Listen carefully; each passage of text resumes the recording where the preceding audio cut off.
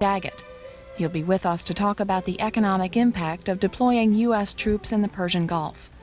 We'll open our phone lines for your calls on the troop deployment and its effect on the federal budget.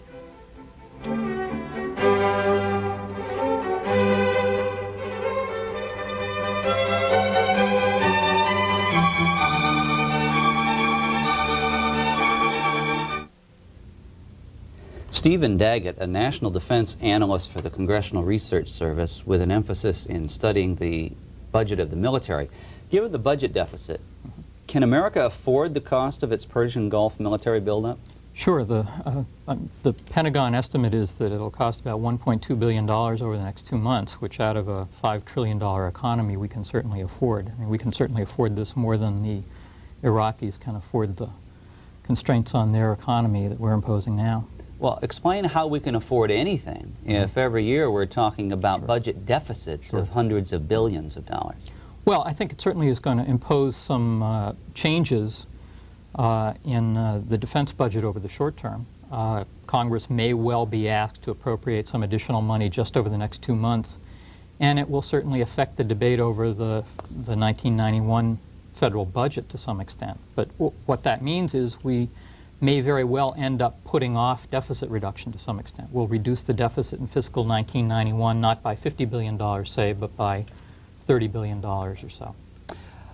Our phone lines are open. We'll go to the phones in a few more minutes as we once again begin our daily discussions of different aspects of what's happening in the Persian Gulf. Stephen Daggett of CRS, Congressional Research Service, is with us. You can use the phone numbers that appear on the bottom of your screen, area code 202-628-2525 if you're calling from the Eastern or the Central Time Zone. Mountain or Pacific Time Zone residents, 202-783-2727. And if you're calling from outside the United States, dial area code 202-737-6734, making sure to dial the appropriate country code first. Welcome, Stephen Daggett. Glad to be with you. Quickly, what does it mean to be a national defense analyst for the Congressional Research Service? Well, the Congressional Research Service is part of the Library of Congress. Our job is to provide information to members of Congress on an unbiased, nonpartisan basis. And my job is keeping track of what the debate over the military budget is and looking at the military budget in the context of the debate over the federal budget deficit, and also looking at longer-term defense budget needs. So you are not an employee of the Pentagon? No, not at all. I work for the Congress. All right. Now, one of the estimates that I have in front of me came from the Department of Defense. It's dated last August 15th, yeah. Okay. And they say that it's costing, on a daily basis, I think it was $21 million a day? Yeah, roughly $1.2 billion over the next 2 months through September 30th. Okay, divide it by so 60. Divide by 60, right. All right. How accurate, in your judgment, is such an estimate? I mean, the Pentagon is certainly in a far better position than anybody else to make a good estimate of what the costs will be. And, I mean, it's not a simple task for somebody sitting outside to figure it out. I've tried to sit down and figure out how much the cost per flying hour for a C-5A, for example, is, but then you multiply it all out and you don't know what you have. So it really does take the Pentagon sitting down and going over the numbers pretty closely to have any real sense of what the costs will be. Does that mean then that only the Pentagon is the source of accurate numbers? Well, in the end, yeah. I mean, we're just going to have to look to them to figure out what the additional costs will be over and above the normal day-to-day operating costs that everybody else knows a lot about. How is the Graham-Rudman cuts are expected to become effective, I guess, October 1, aren't they? Right. All right. So we're heading steadily toward that. So what does that mean in terms of the military budget? Well, it's a real consideration. I think it does two things. One is it creates a great deal of pressure on Congress and on the administration to come to some kind of agreement on the budget that will avoid these automatic cuts taking effect. And I mean, this whole crisis also has an effect on the negotiations over the budget settlement in another sense, and that is that because of the negative consequences for the economy, it seems less likely that the negotiators, the administration and Congress, will want to take $50 billion out of the economy by reducing the 1991 deficit by that amount. So they'll come back to town on September 10th and sit down and try to figure out a different deal which probably will involve a little bit less of a cut in the deficit. Now, all of this started happening when Congress was out of town. Right. Yet you're here. What kind of inquiries are you getting from members of Congress about the finances of this exercise? Well, we're getting the same kind of questions that you're asking. People in Congress want to know how much is this going to cost. The other question is there likely to be a supplemental appropriation as soon as they come back for fiscal year 1990? And I think the answer to that is I'd be surprised if there weren't. This is quite an additional cost to impose on top of the Pentagon budget at the end of the fiscal year. Now, you've talked about, and I guess the DOD, Department of Defense, has talked about, what, a 60-day cost? Yeah, that's all they've projected so far. Nobody's projected further. Well, some people have come up with some estimates of what the daily cost will be over time. I mean, I think it's not unreasonable to project your $21 million a day cost out over the next several months. Out indefinitely. Almost indefinitely. Are there cost savings on a, I guess, longer-term volume rate if we stay longer than if we... Not significant ones. I mean, a large part of the initial costs presumably are costs of transporting troops and so on over there. But I wouldn't expect the transportation costs to go down substantially simply because the logistics that you need to sustain a force of this size in the Persian Gulf will be very high. So I wouldn't expect the cost to go down dramatically at all. Okay. I want to get your reaction to a few of the estimates that appeared in the New York Times earlier this week. In fact, it was Sunday. And I think we can show up on the screen and have our audience take a look at it. The first list of those costs, you should see it shortly. Here it is, the cost of deployment for the Navy. Now, we've got $1.7 million for the Independence, $0.7 million for the for Eisenhower, and so forth. As you look at those from where you sit, do they look like realistic numbers to you? Well, those are the $1.7 million a day cost of the carrier battle group is the normal operating costs for an aircraft carrier battle group in everyday activities. I would say that it's not quite technically correct to say that the deployment in the Persian Gulf will cost that much for each of those groups because some of them would have been there anyway. Normally we maintain one or two aircraft carriers in the region, one in the Eastern Mediterranean and one swinging into the Indian Ocean occasionally. And we will probably now maintain not one or two, but 3 or 4, so you can add some cost there. And it's important to point out in this chart, is all of the later ones that we'll see during the rest of this segment, they're daily costs. Those are daily costs, so right. It's $1.7 million for the Independence Carrier Group, but you suggest it might be a little bit less. Well, you shouldn't count all of the costs of all of the carrier battle groups every day as being an additional cost to this. I mean, all right, let's go to the phone. Stephen Daggett is our guest. He's from CRS, Congressional Research Service. And our discussion subject this segment is the costs of the military buildup in the Persian Gulf. Schenectady, New York, you're on the air. This is Vienna, Virginia. Well, we'll take Vienna, Virginia. Okay, I have a question as regards what percentage of oil is Japan getting from Iraq and Kuwait, and how much of the cost are they offsetting? I'll hang up and listen. Thank you.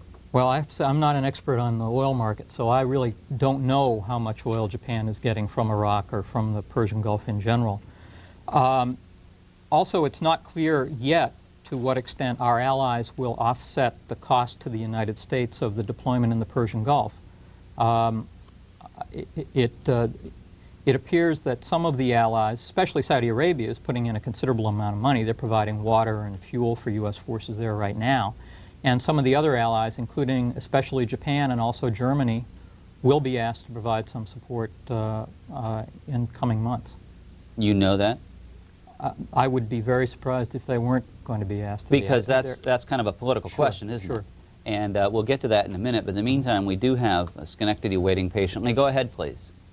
Yes, a question of our deployment of troops and particularly the infantry divisions to near the populated places in Saudi Arabia. And this is not a question of cost, but suppose the crisis is and there's a standoff, and this goes on for months. Right. Two-part question. One is the morale of our own people in what seemed to be a hostile environment, and the other, the impact on the relationship between Saudi Arabia people who have a completely different culture than what our own troops would be used to. Do you see any difficulties in if this goes on over the long term? Well, again, I have to say I'm not an expert in Well, let these me kinds of reiterate that we've got Mr. Daggett here, and I remind all of our potential callers, talk about the money side of it, where the money's coming from, how it's being expended, if there's any to continue. And I don't think you want to talk about whether we're doing the right thing or anything like that. If I can avoid it, I'd like to. Okay, Yeah. because you're not speaking for the CRS on any matters other than the numbers. My area of expertise is Okay. pretty much the budget, the numbers. So given that, do you have a response to him at all? Well, I mean, I think there will be some, if this deployment is sustained over a long period of time, obviously there may be some problems in sustaining the presence in a lot of ways, sustaining morale, sustaining relations with the Allies, and also sustaining the economic costs of it. At the same time, right now, there appears to be a lot of support for this deployment here in the United States, in the Congress, and certainly from the Saudis. All right, Houston, Texas. Go ahead, please. You're on the air.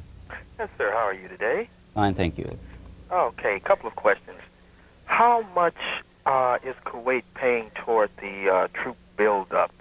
I understand that you gave a figure of X amount of dollar. Is this the whole amount of money in a 2-month period that is going to cost the American people to deploy troops over there, or is this just part of what the whole spectrum of the cost is going to be, including what Kuwait would be paying?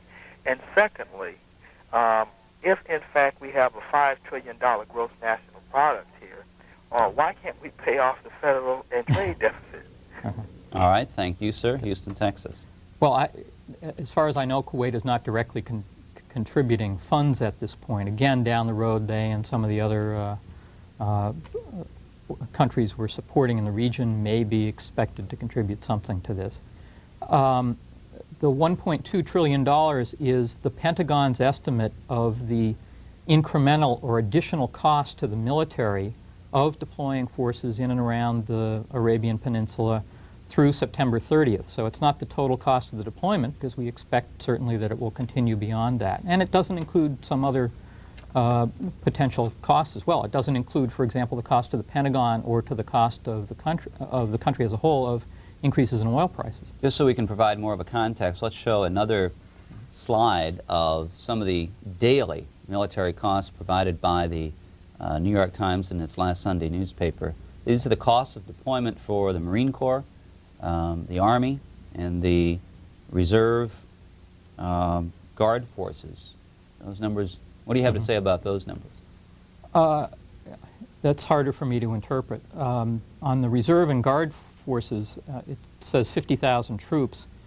My calculation is generally that we're now in the process of mobilizing about 50,000 troops from the reserves, and just the additional pay cost of that will be about $75 million a month, so about $2 million a day or so. Not quite $4.2 million. Okay. But you know, those are in the ballpark. When you add up the figures for the Navy and Marine Corps and Army figures, you come up with about, I guess, $30 million a day, which is somewhat more than the Pentagon had suggested. It also seems to be underestimating the costs on the Army side of the ledger. The Pentagon said that out of the $1.2 billion in costs that they estimate, about $750 million is a cost to the Army. And primarily that would be costs associated with the Army financing transportation through the Military Airlift Command. They pay the Air Force for the cost of transporting troops and so on. And I should mention that the New York Times itself credits these numbers with the Center for Defense Information, an organization of retired senior officers. And it does not take into account subsequent developments since the numbers were provided, such as the call-up of reserves. Right. Next call for Stephen Daggett from the Congressional Research Service is from Killeen, Texas. Go ahead, please. Sir, my question to you is this. How come we have so much money and spend so much money when something like this comes, but seems that we never have the money to spend in national interests such as schools, education, and maybe medics and so on. But when it comes something like this, appears to me, by what I see and I hear and I feel that the money is there. All right, sir. Thank you. Killeen, Texas. Well, that's a question members of Congress have certainly been asking on a pretty regular basis for the past several years. The best answer I can give to that is that, at least in the past few years, both the defense budget and non-defense spending have pretty much been in the same boat, that both have been declining in large part because of pressures created by the huge federal budget deficit that we have. And I have to say that nobody really expects that the crisis in the Persian Gulf will reverse the long-term downward trend in defense spending. Now that our relations with the Soviet Union is improving and the Warsaw Pact has collapsed, it appears that the military budget is on a downslope, and this may mean that the slope will not be quite as steep, but nobody suspects that Pentagon spending is going to be increasing in the future. You mentioned, some of the callers mentioned about other nations contributing to our military activities there. Senator Dale Bumpers from Arkansas has written a letter to the President dated August 23rd, according to the press release here, urging him to ask for other nations to help share in the financial costs of the U.S. presence in the Middle East. Mechanically, do you know, I don't know if you can answer this, but how does that work? Do we get a check from Great Britain? Sure. I mean, is that how it works? And where does it go? Yeah, I would, sure, it's an offsetting receipt to the budget. It's a receipt to the budget, just like tax revenues or anything else. It would go right into the Treasury.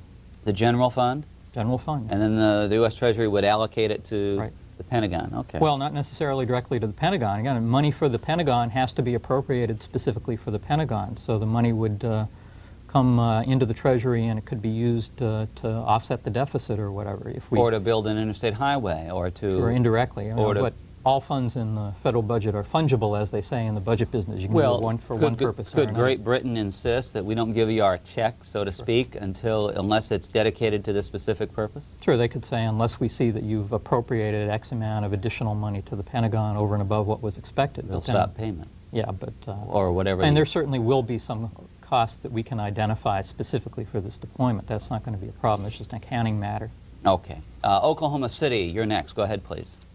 What did the President recommend for pay raises for the active and retired military for the next year's budget?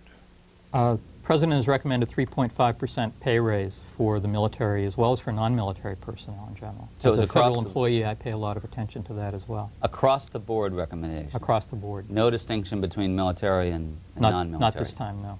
Sometimes there is, but not in this case. What did the pay board recommend to the President? 4.2% was the initial recommendation for a pay raise. And he came up with 3.5. Right.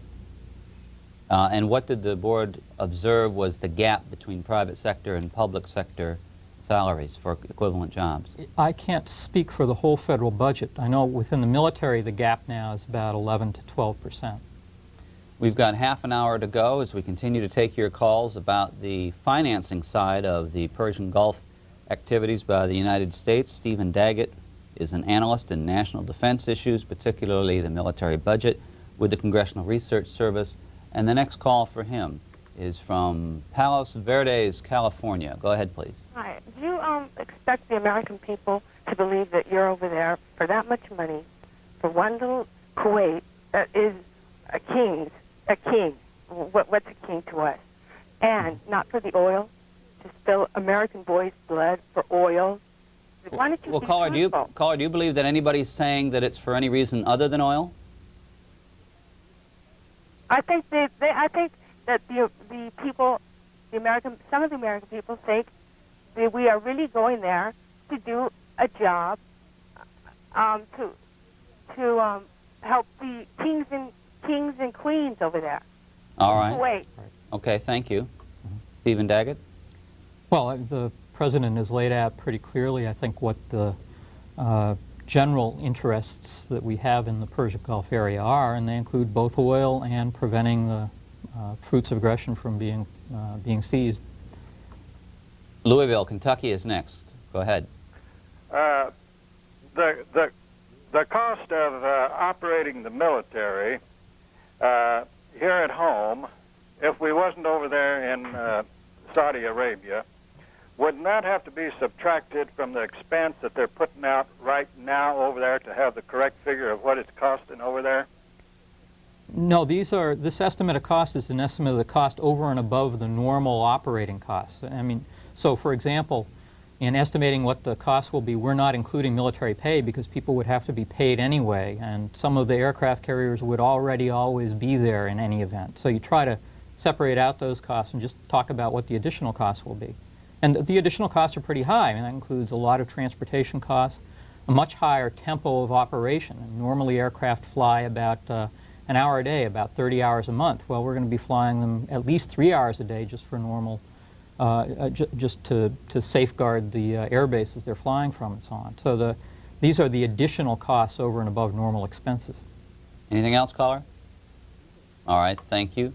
Fort Walton Beach, Florida. Go ahead, please. Yes, I'm a military member, and I was just calling to make a comment concerning our raise. I would rather for you to go ahead and keep that 4% raise that's coming up next year, because it's ridiculous. First of all, I know a lot of guys, know myself, and other guys on these bases around the country are barely making it, and that 4% is just an insult. Thank you. All right, thank you. Well, I'm supposed to be a disinterested observer here, but I'm subject to the same limitations on pay raises as well. So maybe I shouldn't comment. I will make one comment, though, and that is that the entire federal government is under a lot of fiscal pressure because of the federal budget deficit. And I think the constraints on the pay raise and constraints on other things are a function of that. And this crisis certainly is not going to make those pressures any less significant. And by the way, it's not 4%, it's 3.5%. 3.5%. Join us later this evening at 6:30 p.m. East Coast time. Senator Dale Bumpers from Arkansas will be here to take your calls to talk about the events in the Persian Gulf, and you'll have an opportunity to ask him about his call to the president that other nations join in sharing the expense of the military activities there. Honolulu, Hawaii is next. Go ahead. Yes, thank you very much. I wanted to thank you guys for great coverage of all different things that we don't get in the top 40 news, like I call it. CNN, whatever. Thank you. But I'd like to also say I'm a Vietnam veteran, and I'm really interested in kind of solving things peacefully. But it appears to me that the some white male Americans who are on top and have been on top are making it really hard for people here in America to be successful. I mean, this is, from what I hear in C-SPAN, a lot of the problems that we have here in America. And now we're going off and send our boys, like I was in Vietnam, to kill and maim and destroy our boys and people and other kids from other parts of the world for their benefit. Caller, do you have any comment about the cost of this? That's what Stephen Daggett is going to be able to respond to. Well, basically my comment is just that I think that the cost is not even, to me, it's not even money. It's the lives of these people that are over there. Okay. Thank you very much. Honolulu, Hawaii. Well, I think we've got another slide that summarizes the cost of these activities. And this, again, is from the Center for Defense Information. It's published in the New York Times. $31.9 million is the estimated daily cost of deployment. And as I mentioned, we got a press release. The Pentagon says $23 million. Is that enough? Is that reasonable? That difference? Sure. I mean, everybody at this point is trying to do their own kind of rough, quick calculation of what the cost will be. The Pentagon itself says that this is a preliminary estimate. And I should emphasize one thing. This estimate does not include the cost of the recent reserve call-up, which I put at about $75 million per month. So, we're trying to get a handle on the cost. I'd say the DoD is in a better position to estimate the cost than anybody else at this point, but the CDI effort was a good first cut at it. All right. CDI meaning the Center for Defense Information. Next call for Stephen Daggett from CRS, which means Congressional Research Service. Wildwood, Illinois. Go ahead. I have a question. If we've finally established the final total amount, who's going to ultimately pay it? Our children?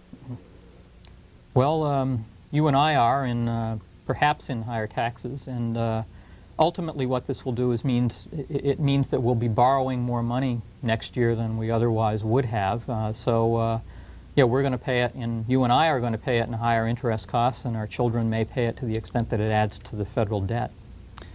On the screen is a listing of the expenses, daily expenses for care and feeding of the troops. This information comes from the Defense Personnel Support Center. Are you familiar with that entity? I know who they are, yeah. And there we have it, sunscreen, 150,000 bottles. Is this bought at retail and off the, you know, where do they get this? They make a contract with people who bid on the contracts and presumably get it from the lowest bidder. Well, sugar repellent, $76,400. Well, that can't be a daily cost. That's got to be a one-time Total cost. cost so far. It's hard to tell. I hope so. Murfreesboro, Tennessee is next. Go ahead, please. You're on the air. Yes. I would like to know what is the real cost to the economy since most of this money is being spent in the United States. Thank you.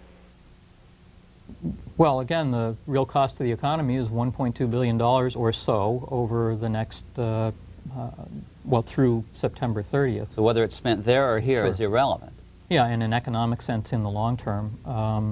It is the same burden on taxpayers, and it takes the same amount of resources out of the civilian sector that could otherwise be used for something else. As you look at where the money is spent, and this might be relevant to the caller's question, which sectors of the economy are likely to benefit most from this buildup?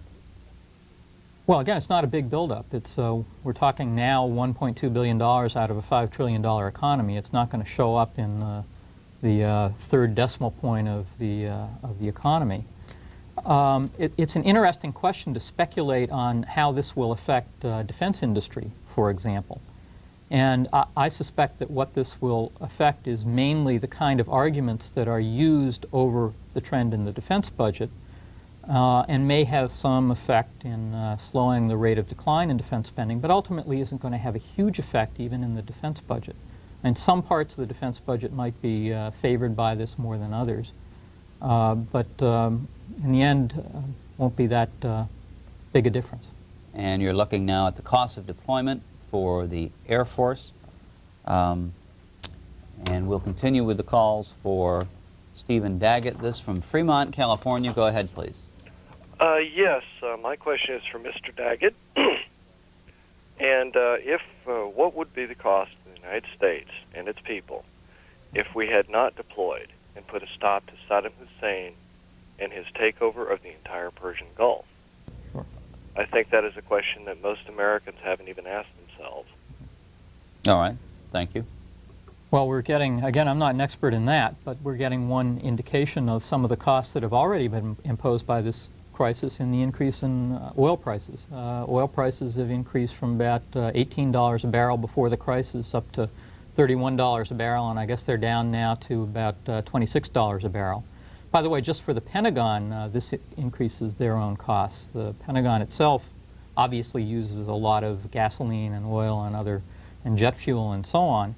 Every dollar, the estimate is that for every dollar per barrel increase in the price of oil, it costs the Pentagon about $200 million a year. And I should mention, too, in light of that comment, that the numbers we've seen from the Center for Defense Information were all based on an estimated cost of oil of $31 a barrel. Right. So the numbers will fluctuate in that sense, too. Yeah, and the Pentagon numbers that we talked about do not assume an increase in the cost of oil prices. Farmington Hills, Michigan. You're on the air. Yes, the evacuation of Israel from occupied territories in Palestine, Golan Heights, Lebanon, would be the most effective, efficient of means of lowering the deficit, let alone increasing it. Anything else? $1.2 billion is a lot of money, and if peace can be attained with Hussein, that by virtue of agreeing to release those territories in Palestine by Israel, would be something worth considering. All right, sir, thank you. And I suppose if we never went there, it would also be a zero extra cost. Well, to the Pentagon, at yeah, least, by way sure. of saying that that's really a political question. That, sure, how you settle this cost is a political question. That's right, and you're hired to look at the numbers and give that guidance to Congress so they can make those decisions. Asheville, North Carolina, go ahead, please. You're on the air. Yes, sir. I'm calling with just two facts and one question. Essentially, perhaps you may or may not be aware of it, 1 penny per gallon of gasoline at the pump in the United States is worth $1 billion a day. That's how much gasoline we use. Now, any refinery can take a barrel of crude oil, and if it's any good, can give you between 60 and 65% capability of turning this crude oil into gasoline. Now, how can you justify, or they justify, adding 10 and 15 cents per gallon for a 10-day period? All right, sir, thank you. I assume you're going to have an expert on the oil industry in pretty soon. Well, if we haven't already, and I know we have, then we'll have some later on. I have to, by way of protecting Mr. Daggett from these political questions, to remind you all that he's here to talk about the extent of the costs, how they're arrived at, and how the numbers are useful to Congress, which I should ask you about. These numbers, how do you present your findings to the Congress? Is it through a particular committee or individual members? How does that work? Well, we will respond in any way a member of Congress wants us to respond. We provide reports that on a regular that we update on a regular basis on trends in the defense budget and trends in defense authorization and so on. We have a report that we update regularly on the deployments to the Persian Gulf and their costs, and then we'll respond on the phone or in letters or whatever. Houston, Texas is next. We've got less than a quarter hour to go with Stephen Daggett of the Congressional Research Service. Go ahead, please. You're on the air. Yes, I would like to really know where is this money coming from? We keep hearing that Kuwait is going to put money in. We hear that Saudi is going to put money in. We hear that Japan is going to put money into this. I am much more concerned about our American soldiers in Saudi Arabia. I would like to see these boys with their faces on the air, and I'm talking about the Emir, I'm talking about Japan, I'm talking about Saud. Let's see them, as we have seen, in fact, Saddam Hussein, who is supposed to be a devil, but we supported him in previous years. Let's see these people on the air discussing exactly what it is that we are doing for Saudi, what we're doing for these oil countries, and I want to know who is going to pay this bill? We keep hearing these rumors, and yet it isn't happening. Thank you. Well, again, Saudi Arabia is putting in a certain amount of money up front. They're paying for some of the fuel costs and for some of the water costs and so on, and maintaining forces there. And I suspect that over time, some of the allies will be requested to provide some additional funds for this. Some of the other allies, Britain and France, for example, have sent limited amounts of military force to the area themselves. Stephen Daggett, I want to get your reaction to a AP Wire story that was just handed me by our producer, because it's particularly relevant to our discussion. And see what you think. The Defense Department has nearly doubled the estimated cost of the Desert Shield deployment of U.S. forces, putting it at $2.5 billion. The sharply increased costs, up from an earlier estimate of $1.3 billion, can be attributed to the expense of calling up Reserve and National Guard forces, operations for ships, aircraft, and increased fuel costs. Other factors include increases in the number of C-130 aircraft, the number of aircraft carrier battle groups deployed there. The cost estimate includes $1.13 billion for the Army, $494 million for the Navy, $556 million for defense agencies, and $300 million to account for the increased fuel prices. Right. Well, it shows what I had to say. It's why people like myself kind of shy away from doing estimates early on, and maybe the people in the Comptroller's office at the DOD would have preferred to shy away from it too. They were under the gun to come up with some estimate, and they did. Again, as I said, the numbers are not surprising. It's not surprising that they're increasing, and one reason for the increase would be simply the cost of the call-up of the reserves, and now they are taking account of the increase in oil prices, whereas they didn't previously. So all of the charts we just showed you are irrelevant. Well, out of date. Out of date. Out of date. Relevant at the time, out of date now. Memphis, Tennessee. Go ahead, please. Yes, good afternoon. I've got a money question for you. Great. Good. The $1.2 billion we keep hearing about is... It's now $2.5 billion, by the way. But it's still being referred to as a deployment cost through September 30th. Right. Is there a hidden question there that costs would go up if the situation erupted into a shooting war? Oh, sure. And could you quantify that somehow? Good question. Oh, absolutely. These cost estimates all assume that this continues to be a military standoff, that we don't get into hostilities. And if we do get into hostilities, some people have compared it to the situation in the event of a war in Europe, for example. Larry Corbin, a former Assistant Secretary of Defense in the early Reagan administration, said earlier that we estimated the cost of a shooting war in Europe at $2 to $3 billion a day back in 1985, and he thought that this would be not as intense, but $1 billion a day estimate might not be an unrealistic one. Obviously, in that situation, cost would not be the main consideration. The cost in blood would be much more significant than the cost in treasure, as they say. It can get a little morbid after a while, I should think. Sure. For example, the cost of a poison gas war would be different from, I guess poison gas is not a conventional weapon, so. Well, it's a different kind of weapon, and I don't know, apparently we would retaliate with, necessarily with chemical weapons or nuclear weapons. We would still use conventional forces to retaliate. After this call, I want to ask you about why you got into this business in the first place. Columbus, Ohio is next. Go ahead. Yes, I'd like your comment on my point that if we wouldn't have worried about the cost when Adolf Hitler went into Austria, World War II would have been less costly, especially if the entire world would have joined up like we are now against Adolf Hitler earlier in his escapade through other nations. I'd like to hear what you have to say about that. Well, the fact that it's expensive does not necessarily mean we shouldn't do it. And I'm not so sure cost was the overriding factor in 1939, 1940, 41. Not at all.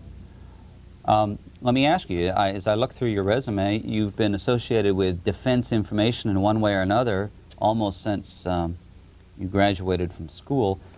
Did this area seek you out, or did you go after it? It's a dirty job, but somebody has to do it. There's a saying in Washington that anybody can analyze the cost of a budget, won't be looking for jobs too long. So why military, and why not, I don't know, something like environment or something else? I mean, those are areas of interest. I was interested in the Vietnam War when I was in school, and interested in arms control and strategic weapons issues for some time after I got out of it, and it just evolved into an expertise on the defense budget. Clovis, New Mexico. Go ahead, please. I was in during the Cuban crisis in the Army, and I think that Bush is following through, just like Kennedy did, by a show of force, and I think people should quit worrying about the cost. We put money out into other countries. Why shouldn't we back our own country right now?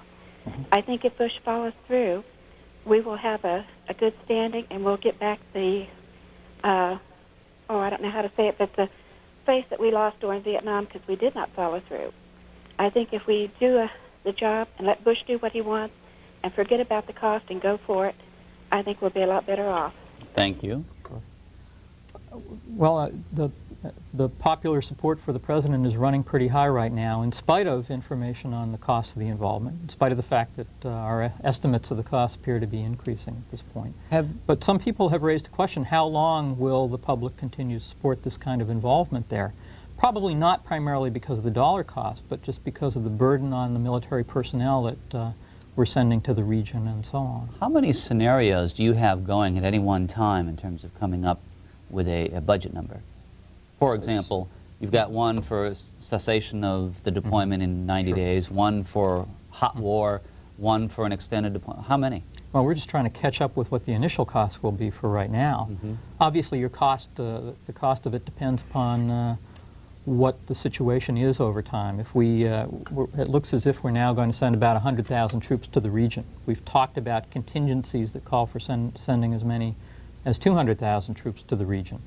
And then if there's a real conflict, if there are hostilities of some kind, all of these cost estimates will appear relatively insignificant. Dover, Delaware. Go ahead, please. Yes, I would like to know if in your cost, have you added into it that the added pay cost to the military personnel, and if the reservist is in for over 6 months, the added military benefit Yeah, the initial Pentagon estimate of costs assumed that people in the region would be receiving what's called imminent danger pay, which is about $110 a month, and also after the first 30 days of deployment would get family separation pay, which amounts to about $60 a month. So those costs are calculated in, even though imminent danger pay has not yet formally been declared by the Pentagon. On the cost of reservists, again, initially those weren't counted. Now that they are counted, it's pushing up the cost of the deployment considerably. Reservists, when activated, are paid at the same rate as active duty forces and receive the same benefits.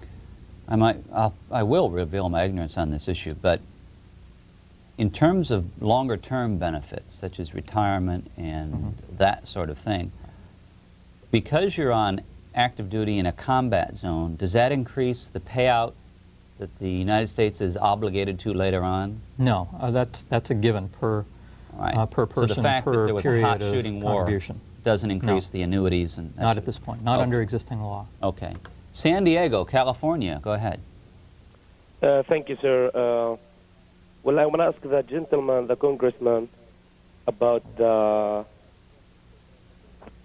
You've just promoted him, by the way. He's not a member of the Congress. He is, I guess, an advisor to the Congress. Yes, okay. Okay, my question is, why is the whole world, the Western world, stopped against Iraq about his invasion of Kuwait? Caller, once again, Mr. Daggett is here to talk about the dollar cost, and he's not prepared to answer any policy question. Do you have any question about how much this thing is costing the United States or the world? No, I just want to ask him about how long it's going to take that. Okay. Do you want to answer that one? I have no idea how long it's going to take. I'm not sure anybody else does. Not even the politicians? No, not the politicians. Altoona, Pennsylvania. Go ahead, please. Hello. You're on the air, sir. Yes, sir. The gentleman just shortly a while ago mentioned that Saudi Arabia has paid something. Now let's take a look at the record. Our troops went there as defense forces to defend the Saudi royal family and their oil. Why don't we stop being the big suckers of the world and make these people pay for their protection? We are protecting the Saudi royal family. It's a defensive, and I agree with that part. Because down the road, sir, the people who are now saying, forget about the cost, wait till this winter and see what our energy costs are going to be in this country and what Congress is going to cut out of senior citizens' benefits down the road. All right, sir, thank you. I might point out to you and others that Senator Dale Bumpers is concerned about that very same issue, and he'll be here at 6:30 p.m. East Coast time, 3:30 in the West, to take your calls. He has called upon the President to seek contributions from our allies for defraying this cost, and perhaps if you tune in then, you might even get in to ask him a question about that. Senator Dale Bumpers at 6:30 p.m. East Coast time. Do you have any comment? Well, you know, the issue of how we share burdens with the allies is always a very intense political issue, and I might relate what the Defense Department at least always says about how we share those burdens, and generally what they say is that the cost of forces that we deploy overseas are the costs of defending U.S. interests as well as the interests of allies. So, I mean, we're certainly protecting our own interests as well as the interests of others. But again, I suspect that over time there will be some effort to get some economic contributions from allies. And I should mention also that other members of the Congress, as they make their way to Washington, will be on. And stay tuned to find out the exact times for their appearances. But later on will be Congressman Ronald Matchley, a Republican of Florida, Congressman Christopher Smith, a Republican of New Jersey, and Congressman G.V. Sonny Montgomery, a Democrat of Mississippi, and he'll have something to say about military appropriations, I would think. Sure. Hyattsville, Maryland is next. Go ahead, please. Yes, sir. Actually, I have two questions. One is the Kuwaitis said they were going to pick up part of the tab. I'd like to know how much, or did they make an offer, monetarily-wise, how much? And two is, will we reinstate the windfall profits tax? Can we tax the oil companies for this 10 cents a gallon or whatever it is and use that as a defense tax? All right. Anything else? That's about it. Thank you, sir. My answer to both questions is I don't really know. I don't know how much the Kuwaitis have talked about contributing or if there's been any figure discussed at all. On the question of a windfall profits tax, when Congress comes back on September 10th, there will be discussions about how to get the federal budget deficit for fiscal year 1991 down, and part of that discussion will concern possible sources of additional revenue. The conflict in the Persian Gulf has perhaps eliminated one source of revenues that was being talked about, and that was some kind of oil import fee or other tax on gasoline. The problem with that now is it would further increase the price of gas when it's already going up. So it's more difficult to find revenues from that source. And there may be a search for some additional alternative sources of revenue. El Paso, Texas. Go ahead, please. Yes, good evening. I have a couple questions for you, I guess. My question is, how much are we paying for a gallon of gas? You mean how much is the U.S. military paying? For instance, my gas costs me $1.42 per gallon. So how much are we paying for a gallon of gas? I mean, I'm not sure exactly how much the Pentagon pays. It's affected by an increase in oil prices just as everybody else is. As I said, every $1 increase in the cost of a barrel of oil increases costs of the Pentagon by about $200 million a year. So they're hurt by this as well. But we can't tell you an exact per gallon cost, caller. The old toilet seat cost. Do you have another question? No, that's it. Thank you much. All right, thank you. I guess by making mention of the toilet seat, he's wondering if maybe they're paying $3 a gallon or something like that. I suspect they're not. I suspect, matter of fact, they get bulk rates. Okay. Columbus, Ohio. Go ahead. Columbus, Ohio? You're on the air. Oh, I'm Columbus, Nebraska. Well, we'll take it. Okay.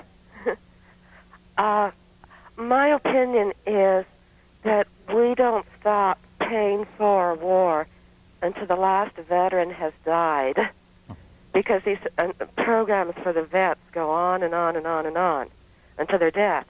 And I believe we're probably still paying for World War I. We haven't finished paying for World War II, or the Korean War, or the Vietnam War, and now we're adding this war. And I would like to see an honest printout of what all these 4 or 5 wars are costing us each year. Okay, thank you. And by the way, I recall it wasn't too long ago that the last dependent of the Civil War veterans died, and you know, something in the 60s, maybe the 70s. So it's not, the cost doesn't end with the death of the veteran. Not necessarily. Cost of veterans benefits, if I'm not mistaken, this year will be about $40 billion in all. So you can certainly say that that's a cost of prior wars from World War I or the Spanish-American War through the war in Vietnam. And to the extent that there are injuries and disabled veterans, those costs go up. Right. So do you think that you're going to be placed in the position of answering some congressman's question about what the 40-year cost of this engagement will be? I hope not right away, at least. But it could happen. Sure. Santa Rosa, California. You're on the air. My question is, how much of a difference between what they're spending for the deployment and what they would have spent on salaries and stuff anyway? In other words, you know, if they would have, they're paying the troops anyway and they're paying to maintain the ships, etc. Right. No, again, as I should have emphasized maybe more at the start, is the estimates of cost, now about $2.5 billion, I gather, through September 30th, is an estimate of the incremental cost over and above the normal day-to-day operating expenses of the U.S. deployment to the Persian Gulf. So that includes things like the costs of additional costs of transporting troops, additional costs of spare parts and use of fuel because of the higher tempo of operations and so on. It doesn't include the normal day-to-day operating expenses and military pay. So if it's $500,000 a day just to operate and do nothing more than operate, then the figure that we were using of $31 million a day wouldn't include that $500,000. Right, precisely. All right. Charleston, South Carolina is next. Go ahead, please. Yes, sir. I'd like to ask you a question. It's regarding basically taking into account the price of oil, the oil prices that's going up right now, and the hold the Japanese have on the U.S. economy. What could be the worst possible scenario if you were to analyze it? Well, I mean, the worst possible scenario would be a shooting war, and one hopes that that doesn't happen. Have you played out these scenarios in your staff? No, we really have not systematically tried to figure out what the costs of a war would be. We've looked at costs of other contingencies, such as the escorting Kuwaiti tankers in 1987, which was about $20 million a month. The cost of the Panama invasion, which the Defense Department recently estimated was a total of $163 million. All of these kinds of contingencies pale in comparison to the costs of this deployment. This is really a very large, very rapid deployment of U.S. forces. You said that CRS is an independent agency vis-a-vis, say, the Pentagon, Right. some of the branches of the Pentagon. What do you do when there's a vast difference between estimates? We'll tell people what the different estimates are and try to analyze why there are these differences. And sometimes we'll venture some estimates of costs of our own. I mean, we're occasionally tasked to do things like that, and we'll do anything we reasonably can. Tyler, Texas. Go ahead, please. Hello. Yes, ma'am. You're on the air. Well, what I wanted to say, I think about a week ago, I heard a retired General Odom, and I think he was in Carter's cabinet, I'm not sure. And I think he said something about that an army of occupation might be in Saudi Arabia for 20 years. Is that sort of an estimate? Well, General Odom, if it's the same General Odom, was the head of the National Security Agency until recently, and is a very well-regarded analyst. I would say the projection that we'll have an army presence in Saudi Arabia for the next 20 years is his own opinion, and certainly does not reflect the official estimate of the administration. Although Secretary Cheney, when asked, had said he was not clear when this involvement would end. By the way, in terms of what the official estimate is, during this program we have an AP report that says that the Department of Defense now has nearly doubled its estimated cost of the Desert Shield deployment, putting it now at $2.5 billion. It was at 1.3 when we started the program. And it factors in the new expenses of calling up the reserve and so forth. We continue with our guest, Stephen Daggett of the Congressional Research Service. Next call for him, Las Vegas, Nevada. Go ahead, please. I just have a couple of questions. You all have been commenting and using the word contribution, what the other countries should be paying. Shouldn't you use some word like what is due us? And the second thing is, what additional cost has there been because Bush has been on vacation? Lights up there, staff. And I also heard, I just heard this, that the reason that he stayed on vacation was he had a non-refundable deposit on the room. Thank you. For some reason, the word 10-foot pole comes to mind as you try to answer that question. Yeah, I think I'll try to stay away from what the increased costs of staying in Kennebunkport are. Given the weather here today, I'm sure I can understand the President's reasons for staying there. On the question of contributions from allies, what you call it, I mean, you can make whatever editorial comment you want, I suppose, on that. Stephen Daggett, we're out of time. Thank you very much. National Defense Analyst for the Congressional Research Service. We appreciate your time today. Great. Glad to be here. We'll continue the discussion on events surrounding our activities in the Persian Gulf, this time with Nicholas Kittrey, a professor of law at the American University, and Mayor Nudell, a senior associate for international affairs at the Corporate Response Group. They're here to talk about the legal status of the hostages, or at least those Westerners who cannot get out of Kuwait in Iraq. We'll be back in just a few minutes with them.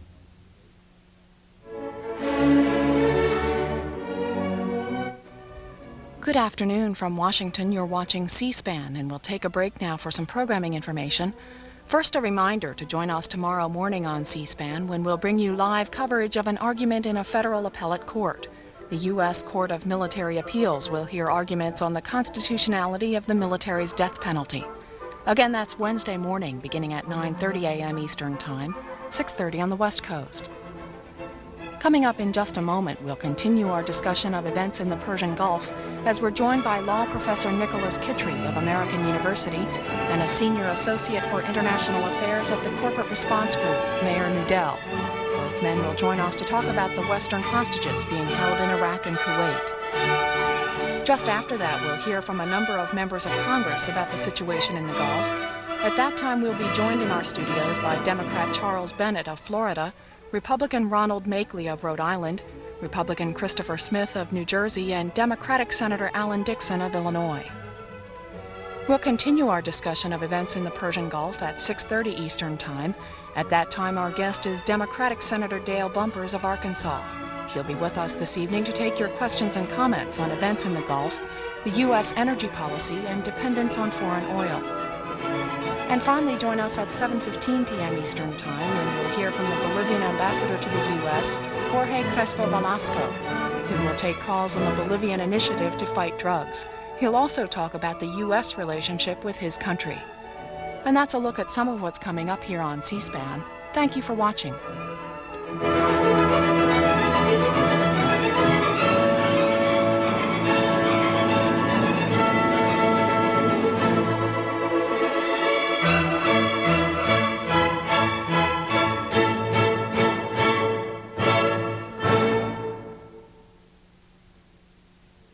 Here are some recent letters from our C-SPAN viewers.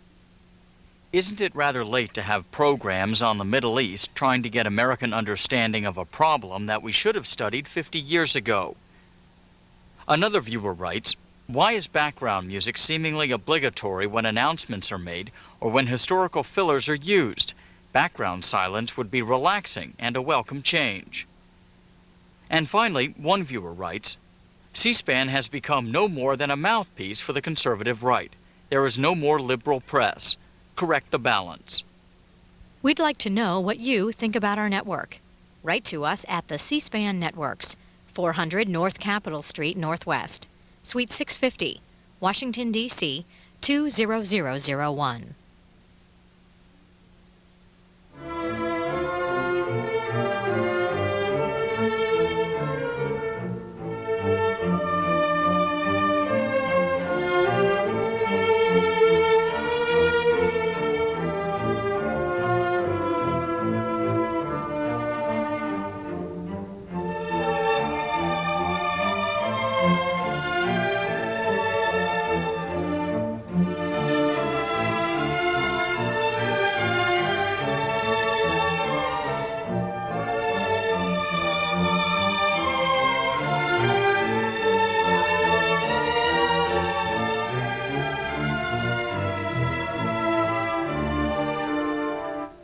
Up next, we'll continue our discussion of events in the Persian Gulf as we're joined by law professor Nicholas Kittrey of American University and a senior